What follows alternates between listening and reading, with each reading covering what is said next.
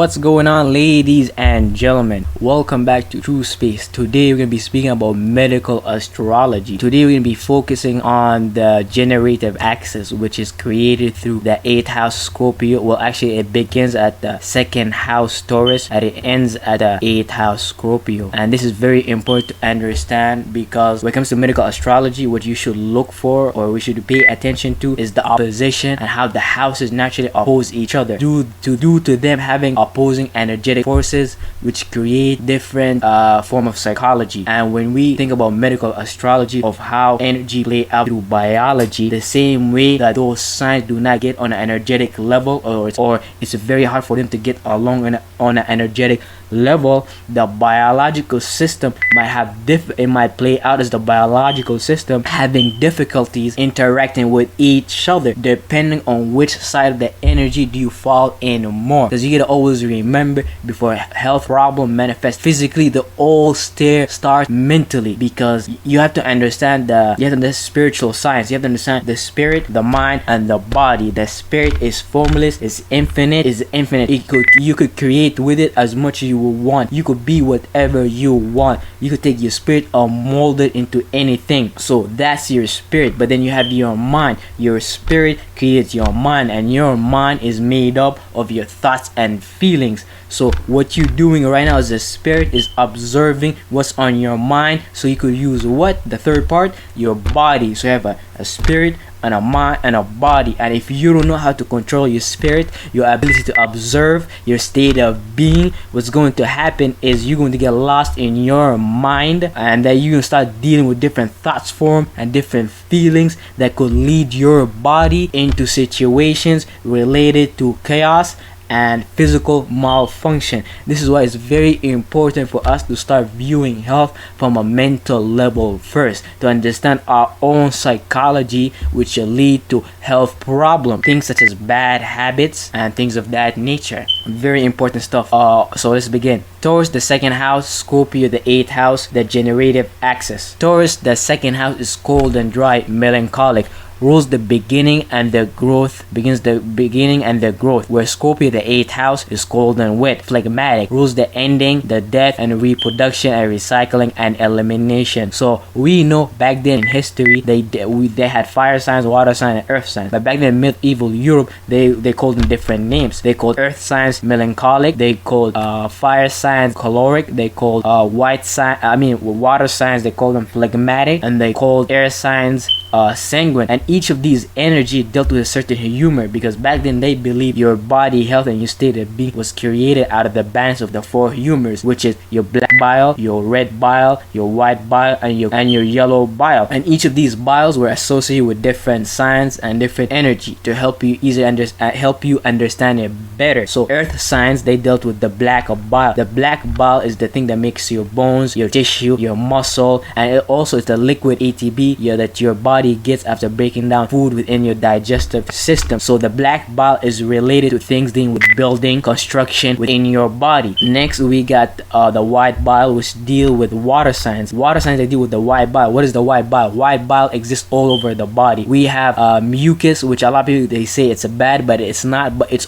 bad when it goes out of balance. You need a certain amount of mucus in your body to stay healthy, because mucus is the same thing that exists within your nose and your respiratory system that help you prevent pathogen and toxins into flying inside your body through your nose and through breathing. So with having the mucus there, it could catch these things before they enter your body. So after they enter your body and they get caught up in the mucus, your body could send a histamine response or an allergic response to fight that toxins or whatever enters your respiratory system. This is why Gemini, the 3rd house, deal with the respiratory system. But what's the next sign right after it? Is Cancer, the 4th house, the lymphatic and immune system, dealing with our immune, dealing with killing pathogen and things of that nature. Fire signs, they dealt with the yellow bile, which is bilirubin, which is stored in your, it's created in your liver, and then it's stored in your gallbladder, and it helps you break down food and digest your food, because they believe fire signs, they have this innate metabolism and this higher metabolism, because they like to burn through reality both physically and metaphysically. So out of all these signs, they would sweat more, they would lose weight more, and things of that nature. And finally we got, actually, did I mention all of them? Black bile, earth sign, signs, water signs, white bile, fire signs. Oh, and finally we get the air signs, which they called sanguine. They dealt more with the red bile, and red bile is basically blood flow,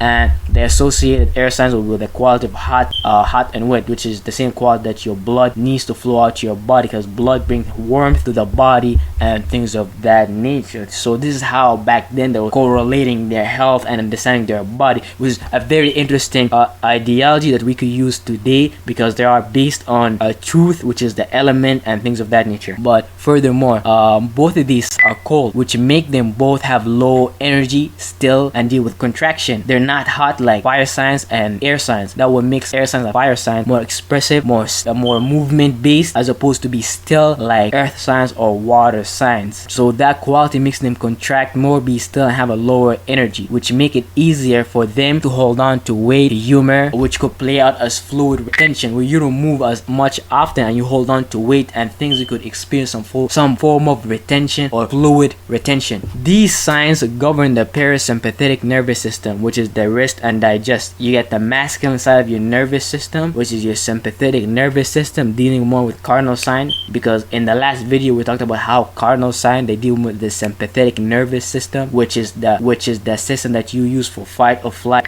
mode, and that's the same system that could release stress hormones like cortisol that affect your body negatively. So you act out to your sympathetic nervous system and you receive your parasympathetic nervous system, but you tend to fall at one side, and you gotta learn how to bring them together and learn how to maintain equilibrium. But the parasympathetic nervous system deals with the rest and digestion. So this tells us these signs, they deal with much more relaxed attitude than cardinal signs like Aries or Libra. If anything, their problem is gonna be something related to them being too restful, too much rest, or having some issues related to digestion. Now, what makes them different is their secondary quality, because as we read earlier, Taurus is cold and dry and Scorpio is cold and wet. But what makes them different is that Taurus is dry and masculine for creation. That plays out as having separated hormones for different function. This is why the hypothalamus, which is Taurus the second house, deal with things objectively and sends specific hormones to specific different body parts to be able to do its job. Scorpio the 8th house is wet yin, which allow connection, fluidity. So you got yin versus dryness. Scorpio the 8th house is wet, yin, feminine, which allow connection and fluidity. This can be seen in the reproductive organ quality when you have an erection sign. Blood vessels dilate to allow blood to enter the tissues of the penis and compresses the vein so the blood can't leave. That is controlled by the parasympathetic nervous system. So you kind of see how the quality of wet and cold could play out through the reproductive organ. The body needs to relax through using the parasympathetic nervous system to allow blood, which is wetness, to enter the tissue of the penis, so the blood fills it up, and when the blood compresses the vein, the blood is no longer capable of leaving. So that's the cold quality, contraction, things like that. But also what's interesting is that this explains why your testicles or your balls need to stay cool to protect your sperm, because coldness promotes sperm health and preserve health in general as opposed to hotness. This is why your balls exist on the exterior of your body as opposed to having it interior in your body, because they need to be cooled off. Interesting fact. So you kind of see how those, because when you study biology, I suggest for you to start adding the qualities of the elements: fire, earth, water, and study the alchemical quality, which is hot, cold, wet, and dry. And you're gonna see how all those qualities, those elements, play out through your body. Towards the second house is the fixated point of spring, birth, the beginning of the generative axis, the rules, growth, the development of the body. So think about it first from on a larger scale. After we experience spring, which is the beginning of air, fixated point of spring. So this is the fixation of birth. This is us taking the idea we gave birth to in Aries time. Now we're fixating on it. So it plays out our biology as growth and development in the body. It deals, towards the second house deals with problems and disorders such as underactive or overactive thyroid, adrenal exhaustion, and diabetes. Since diabetes is a hormonal problem dealing with the body not being able to either produce insulin or not know how to use insulin to utilize all the glucose that's flowing within your blood. So towards the second house, they deal with everything related to hormonal problem, adrenal gland, diabetes, overactive thyroid, very important stuff. This happen but why does this happen? What is the second house Taurus deal with? Hormonal problem and things of that nature. This happens due to Taurus the second house fixated, being still, being not wanting to listen, set in his ways of wanting to receive stability. So Tauruses, since they are earth signs, earth element is feminine, so it wants to receive from the external world. So they want to receive, and they're fixed in their way they want to receive. Keep that in your mind. They want to receive stability, practicality, since the earth element which make it feminine, and Venus is a feminine planet. This results in wanting to receive too much. So Taurus is ruled by a feminine element, earth, so we want to receive practicality, money, food, and anything. And it's so ruled by a feminine planet that want to receive too. Mars is the masculine side of Venus, but now Venus is the feminine side. So Taurus is a lot of their problems. A lot of people like to say Taurus, they love food. They have food. They're gonna have food-like problems. That's why, because they deal with a lot of feminine energy, and they need to learn how to prioritize or learn what to value and what to value, because that's what the second house Taurus deal with. And if you don't know what to value or what not to value, aka you do not have your priorities right, you're gonna experience some sort of hormonal problem, because the hormonal system or the endocrine system is all about maintaining homeostasis. And if we know majority of people experience health problem, because one of the main reasons is because their priorities is not set straight. Set your priorities straight and stay fixated to them, and that's how you actually develop good hormonal health and good stability within yourself. Now the hypothalamus, hypothalamus, which is the main control of all the glands within your body, is the main captain. Hypothalamus Taurus the second is the main controller of hormone release. Example, growth hormone. But it talks to the posterior gland and anterior gland. But it talks to the posterior gland through nerve signals. This is why Aries, the first house, is right there before Taurus. And it talks to the anterior gland through blood flow, aka Leo, the fifth house. This is why Leo, the fifth house, square Taurus, the hormonal system. Because if you do not have a good circulation, you won't be able to send your hormones to be able to circulate through your body to get into the building or the house they need to be able to do their activity. Now Venus, the ruler of Taurus, is at home in Taurus the second house, the endocrine system, which correspond to biologically as having strength in the endocrine system, but still can create a possibility of overwork. Even though Venus is the ruler of Taurus, if you overutilize it, you can still develop problem. This is what I'm trying to say. A lot of people like to say opposition, negative, and trines are good, but it's not that. It's opposite could create a lot of learning situation for you to develop. But the problem is when you overdo one of them, that's what's gonna happen. And that corresponds to biology having strength in your endocrine system, but it still can play out as creating the possibility of overwork. For example, indulgence in sugar, Venus, can create a situation for him to be diabetic if he overload himself with sugar, which can make him gain weight because his pancreas gland cannot produce enough of the hormone insulin, or the body cannot use insulin properly. Overdo that Venus energy, you're gonna experience a hormonal problem. Always remember that. Know what to love and what to appreciate. That's what the second house Taurus is trying to tell people. Like, pick what you love and appreciate, and pick your priorities so you could develop good hormonal issue. But if you do not pick your priorities straight, you're gonna let the external world throw you all around, and that's gonna mess up your hormonal system, because then the external world is gonna throw at you so many things: drugs, women, negative jobs, bad people, and things like that. And all these things in the external world, they're gonna affect your internal world. And if you do not have your second house Taurus energy straight, then you don't know what to prioritize and what not prioritize. This is why people get lost in the external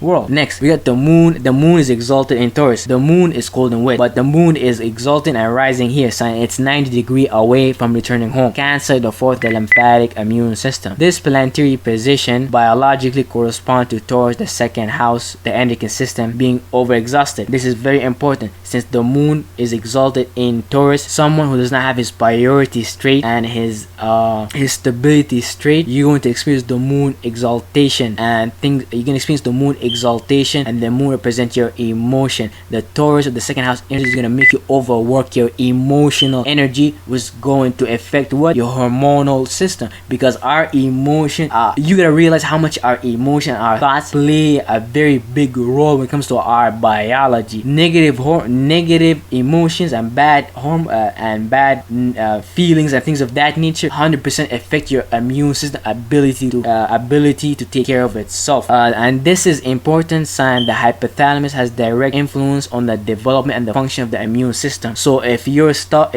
priorities, your practicality, how you want to receive stability is not set straight in towards the second house, this is gonna start influencing your things in your fourth house, Cancer, your family, your comfort zones and things of that nature. This is why Taurus, the endocrine system, it's related to your immune system. And if you know anything about astrology, the way the zodiac is set up, that earth signs sextile water signs to create a formation factor, and air signs sextile fire signs to create a chaos yang factor, aka things like circulation. Next, Scorpio, the 8th house, is the fixated point of letting go, which is kind of crazy because the fall season, this is the fall season, which deal with the concept. But Scorpio, the 8th house, being fixated of not letting go is the same thing that's going to cause a health problem. Is the fixated point of fall, letting go, the end of the generative axis. So Taurus begins it, Scorpio ends it. This axis rules the reproductive issues, STD, reproductive infections, sexual dysfunctions, reproductive accidents, unwanted pregnancies, abortions, sexual power and control issues, also concepts related to pure elimination, which is very important to understand when it comes to Scorpio energies, because a lot of people, when they talk about Scorpio, the 8th house, they like to talk about STDs, unwanted pregnancies and things like that. But since Scorpio is a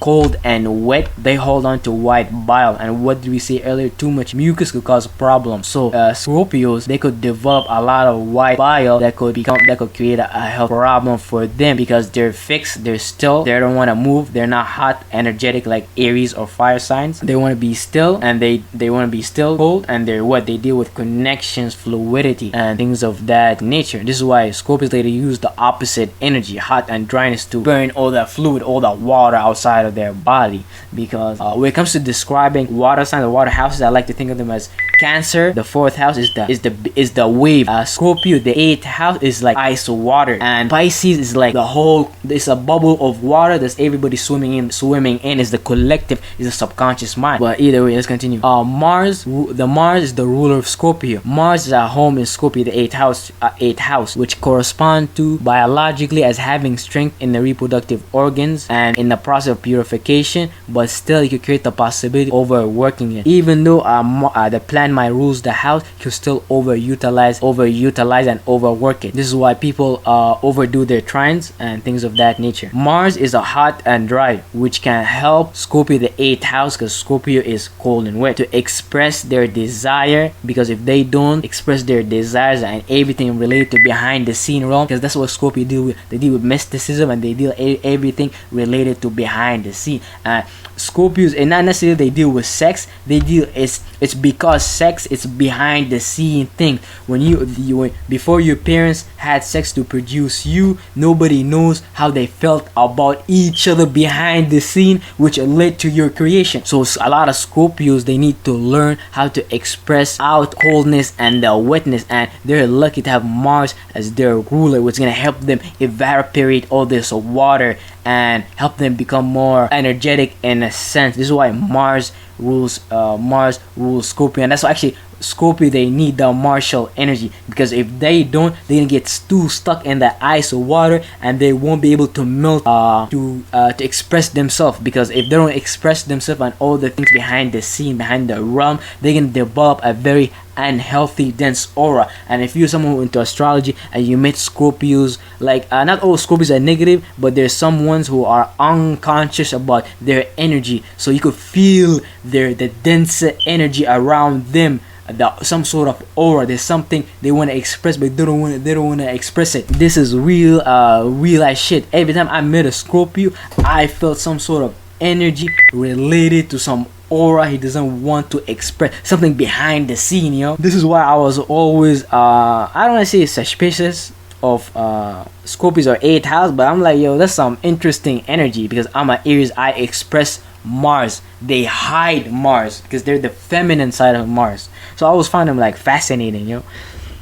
Also, this is what Aries and Scorpio could learn from each other, yo. Because Aries, they could learn from Scorpio then not to express everything in their mind, and Scorpio, they could learn from Aries how to express things and melt all the ice water around them. So they could benefit each other. Because so Venus is debilitated in Scorpio. Venus is 180 degrees away from its home. Taurus, the second house, the endocrine system. This represents a planetary position which corresponds to Scorpio, the 8th house, the reproductive system, dealing with the hormonal weakness. Venus, because Venus is 180 degrees away and is opposing the 8th house, opposing the second house, Taurus, which is the ruler of Venus. Now, I'm not saying that if you're a Scorpio or you have Scorpio energy, you're gonna have bad hormonal health. That's not what I'm saying. But what I'm saying, if you go too far within your Scorpio energy, you could develop hormonal issues, because Venus does not do too well in Scorpio.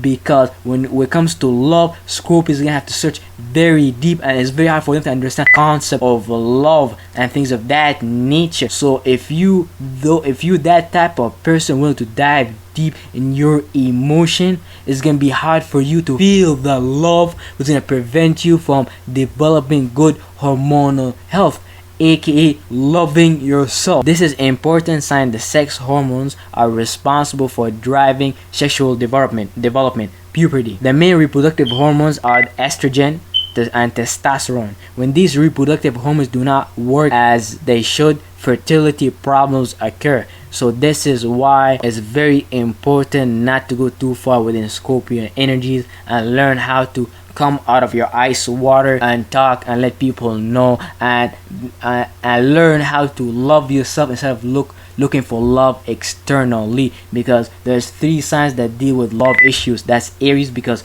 Venus falls in Aries. Actually, Venus is debilitated in Aries, and also Virgo, because Venus falls in Virgo while Venus is exalted in its opposite sign, Pisces, and Scorpio, where Venus is also it's also debilitated just like Aries. So both of them feel the same way. This is why it's very important to start loving your own self and help you begin developing your hormonal health and your own stability within you. You control your own hormonal stability. Do not let the external world to affect your internal world, which is gonna lead you to having some sort of health problem. Realize shit. Next, the moon falls in Scorpio. The moon is cold and wet. The moon is 90 degrees away from its home, Cancer, the 4th house, the lymphatic and immune system, which correspond to the organ or the body of Scorpio, the 8th house, the reproductive organ, showing the beginning of decline.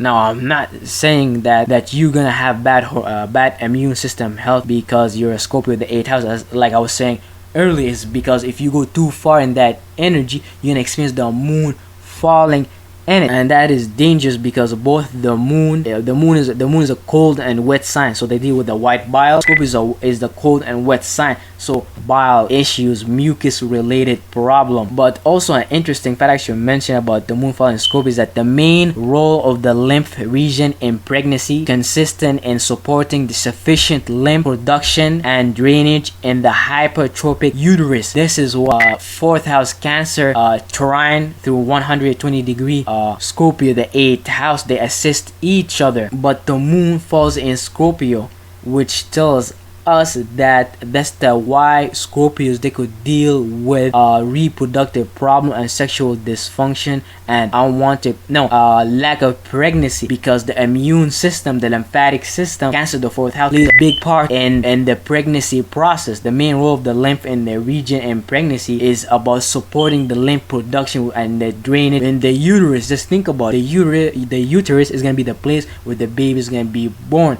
but you need to have a system that allows you to protect that area against pathogen, get rid of waste, so the baby could have a healthy environment to grow within your body. I gotta mention this also, the moon falls in Scorpio plays out as them, not because the moon represents your reactions. So Scorpios, energetically speaking, they don't know how to react to situation, and that could play out as them going too far in something, or not knowing how to react, and that's when people start looking at them like weirdos, or like I don't want to use the term creep, but when you hold on to do that many desire and you don't express them and then you don't know how to react, you can look like a creep. This is why a lot of people like to associate Scorpios with being a toxic person or a toxic sign, yo, because it deals with releasing all that shit out, yo. Now, Uranus is exalted in Scorpio. Uranus is a co-ruler in Scorpio. They do the most outer planets co-ruler, and I like this to mention them because it helps us to understand a sign or house much more deeper on a level, as opposed to look at a house or a sign on just a generic level like majority astrologer or medical astrologer. I'm not saying I'm better than them or nothing. I'm still learning just like everybody. But what I figured out is that we could understand a body part or a zodiac or a house much more deeper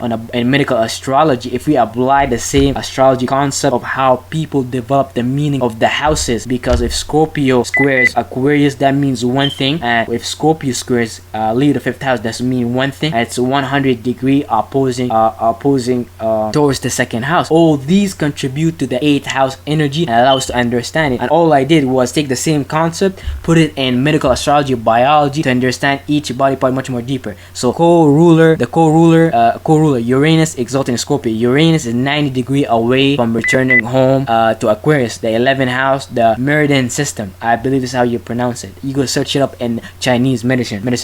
It's a rising and exalted in this planetary position was biologic correspond to system recovery. Biological correspond to system recovery or over exhausting the condition of circulation, which is lack of circulation. Very important because Scorpios, they can't release all their waste, all their health. They can't release all the waste and toxins. They can't release it because they're cold and wet. And if they start utilizing the Uranus energy, which is co-ruler, which is just a little bit of access to it, they can start working and improving their health, because Uranus is going to cause either circulation versus lack of circulation. And Scorpios tend to be all about change and transformation, so definitely using God help them. But that happens because sign Uranus is a hot and dry, the opposite of cold and wet. This is like Mars, but this is like Uranus is like, I don't want to call it the higher octave of Mars. It's just like it's very hard to describe, but this energy could, if they utilize it well, they could help them transform themselves and understand what Aquarius energy created through the 90-degree with them. So this make them completely have an opposing qualities, but it makes sense. Sign is the planet of change and Scorpio is all about transformation. Now we're gonna break down, we're gonna look at some people medical astrology, and we're gonna see how does the generative axis play out in their chart to prove what we're saying, but to understand medical astrology on a higher level. Right now here we have King Carlos of Spain, one of the most famous study. If you look into the Habsburg monarchy, they controlled many places in Europe through their marriage policies, marrying with other people and things of that nature. They definitely have very interesting Masonic history. But either way, when we look at the axis right here with King Carlos, that we see his moon in Taurus, and we see he has the sun, Mercury, and Saturn in Scorpio. So first, this tells us that his moon is exalted in Taurus, so he's obviously overworking his lymphatic and immune system. Which is going to affect his hormonal health. And what did we see? Taurus naturally sextile Cancer, the 4th house, the lymphatic and immune system. So if you don't have good Taurus energy, you won't be able to develop your Cancer 4th house energy. So the moon is exalted there. He has the sun in Scorpio, so his blood, the sun represents your blood and basically your red bile and your blood flow within your body. But since the sun has the quality of hot and wet, it likes to stay warm and like to move up through the body. But it's going to do kind of bad, since Scorpio is a cold and wet sign. They could make the blood cold, the blood move slower and things of that nature. This is why Scorpios, they deal with circulation problem, and I like to say that I don't want to say they have a weaker blood flow, but they could have a blood flow problem if they don't continue circulating their blood because of that ice water psychology. And he has Saturn in Scorpio, so Saturn could play out positively or play out negatively. On the positive side, it plays out as strength and form within, like, giving body structure. On the negative side, it plays out as constriction and rigidity within your body. So this tells us not that only he has the moon opposing the sun, Mercury, and Saturn. It tells us that Saturn is causing some sort of rigidity, constriction in his reproductive system, and his ability to release waste. And Mercury right there tells us that his oxygen and his nutrients, which is coming from the lungs and the bowels, are focused on his reproductive organs and his ability to eliminate waste, and they conjunct each other, so they having almost like a power boost. So definitely something was going on with his reproductive organs. But also he has Jupiter is cusping Libra and cusping Scorpio, the 8th house. So this tells us that he's experiencing Jupiter either could play out negatively or positively. On a positive side, it plays out as expansion in a healthy way, like exercising and gaining muscle mass, or it could play out in a negative way, which is inflammation, swelling, and that nature. But his Jupiter is cusping both Libra and Scorpio, so this tells us that inflammation that's gonna start developing in his kidneys, his excretory system, is gonna start affecting his reproductive organs also, because he's gonna experience the condition of Jupiter within his kidneys and his reproductive organs. Also, what's interesting is that when it comes to the house when it comes to your ascendant, that tends to represent in medical astrology your strength, and also the body part you have strength in. So this tells us right here his meridian system, which is it deals with circulation or lack of circulation of energy, is strong, and it deals with health and things of that nature. But was descending, aka 7th house versus 1st house, it's Leo, the heart, the circulatory system. So he's losing and experienced the beginning of decline in his heart and his circulatory system. And I would like to dive more into the rest of his chart, which I'm gonna do in later videos. But today we're doing just the generative axis. We're speaking specifically about this 8th house Scorpio and 2nd house Taurus. But let's read his biography, or some of his biography.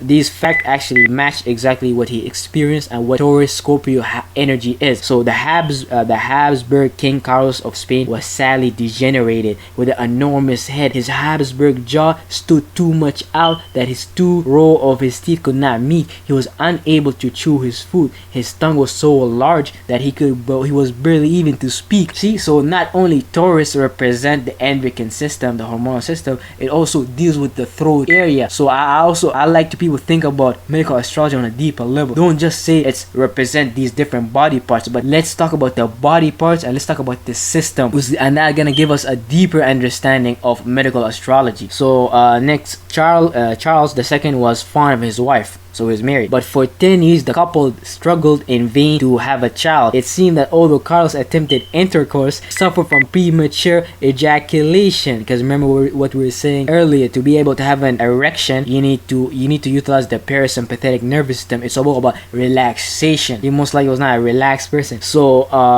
that he was, because of premature ejaculation, he was unable to achieve penetration. Maria Louise confined the French ambassador and told him that she was not really a virgin any longer, but as far as she figured things out, she believed she would never have a child. That's most likely because he dealt with some infertility issue. He probably, and this is what they said, he probably suffered from 2 genetics disorder. First, there was a combined pituitary hormone deficiency, a disorder that made him short, infertile, weak, and have a lot of hosts of digestive problems too. I also had to mention this, very important too. People allow Taurus energy, Taurus Scorpio 8th house energy, they could develop a lot of digestion issue, because if Taurus right here, the endocrine system, and Scorpio is right here, the reproductive organs, what's in the middle is the digestive system and the rest of the organs. Since both of them are fixed signs, right here and right here, stuff could get stuck in the middle right here.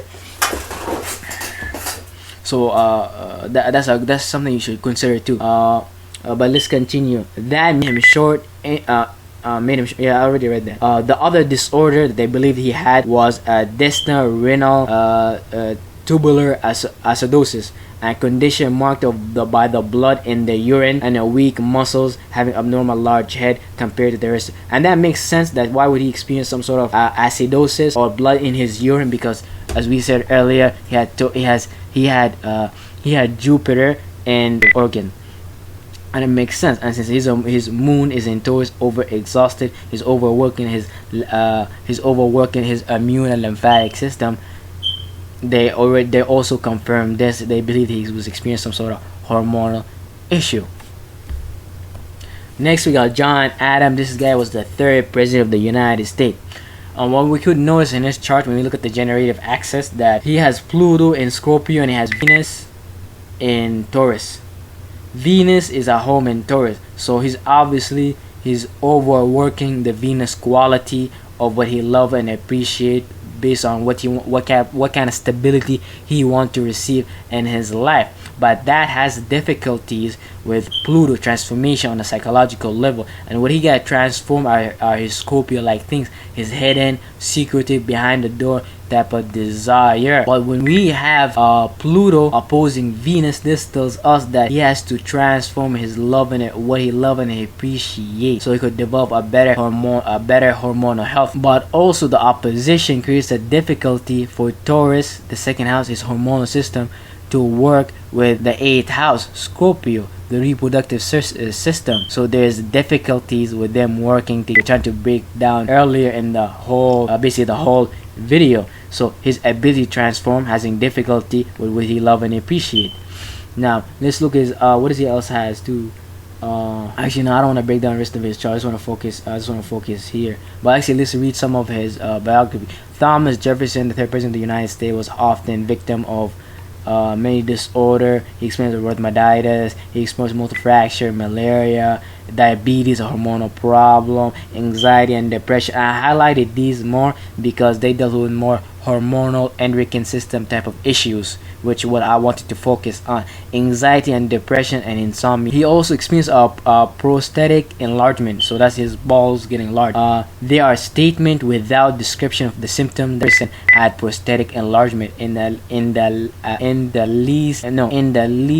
final years of his life. Very important. So that tells us he dealt with some sort of hormonal issue, and he dealt with some sort of something going on with his testicles.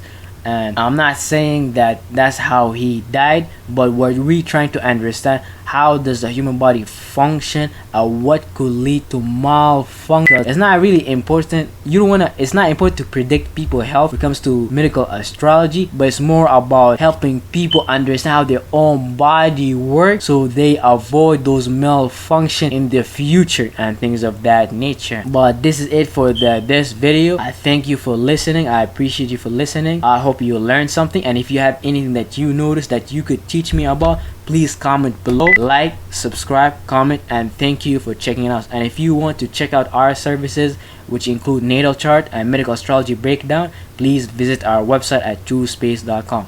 Thank you for listening.